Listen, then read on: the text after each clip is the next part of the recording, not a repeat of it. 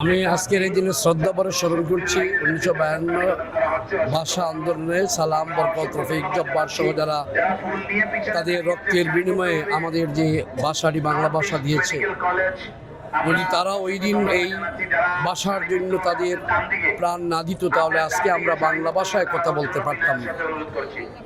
আমরা বাংলা ভাষায় কথা বলছি এটাই সত্য, কিন্তু বিগত 17-18 বৎসর একটি গণতান্ত্রিক সরকার উন্মুক্তভাবে আমরা শহীদ মিনারে আসতে পারিনি।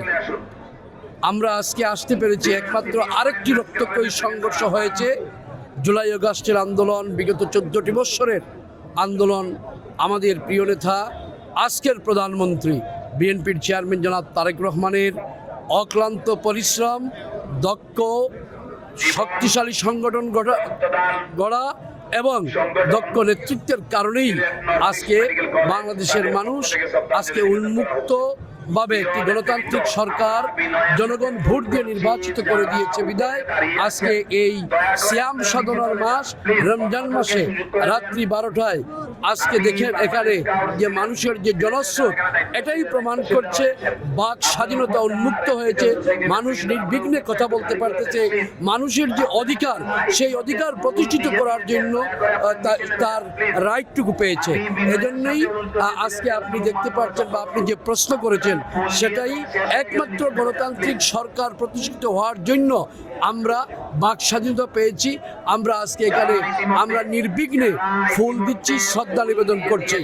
তার পাশাপাশি আজকের এই দিনে আমরা আশা রাখি যে উদ্দেশ্য, যে চেতনা নিয়ে আমাদের আজকের প্রধানমন্ত্রী জনাব তারেক রহমান এই দীর্ঘদিন ভোটের প্রয়োগ করার জন্য আন্দোলন সংগ্রামে নেতৃত্ব দিয়েছেন এবং ভোট প্রয়োগ হয়েছে।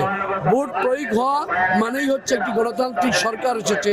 এখন আগামীতে আমরা আজকের দিনে এটাই প্রত্যাশা যে মানুষের ন্যায় বিচার, একটি মানবিক সাম্য বিনির্মাণের যে নতুন বাংলাদেশ গড়ার দৃঢ় প্রত্যয় ব্যক্ত করেছেন আমাদের আজকের প্রধানমন্ত্রী এবং আমাদের প্রিয় নেত্রী, আপুসীন নেত্রী মরহুমা মা বেগম খালেদা জিয়া এই আন্দোলনই করেছেন।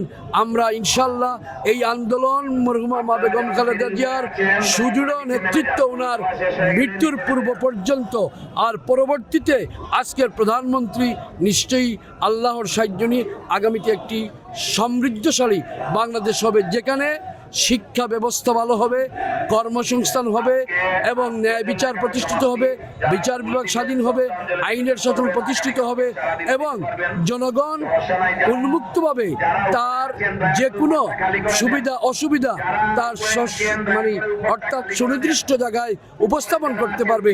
সেদিন হবে সত্যিকার অর্থে একটি সুখী সমৃদ্ধশালী বাংলাদেশ। আমরা আজকের দিনে এই দিনের প্রত্যাশায় থাকলাম। আপনাকে ধন্যবাদ।